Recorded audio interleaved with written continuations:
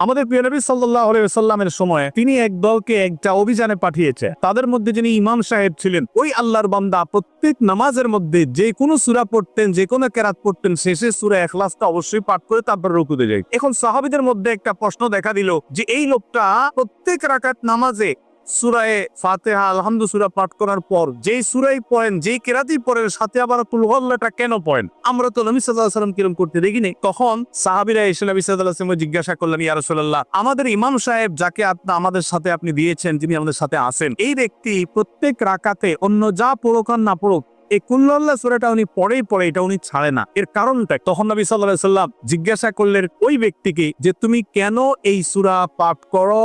অবশ্যই অবধারিত পারবে, সূরা ফাতিহা না প্রত্যেক রাকাতে ফিক্স, অন্য কোন সূরা তো ফিক্স না, তুমি অন্য যাই পড়ো সাথে প্রত্যেক রাকাতে কুল হুয়াল্লাহ দিয়ে শেষ করে তারপর রুকুতে যাও কেন? তখন সে সাহাবী বলেন, ইয়া রাসূলুল্লাহ, আমি কেন পড়ি? কারণ কোরআনে কারিমে এই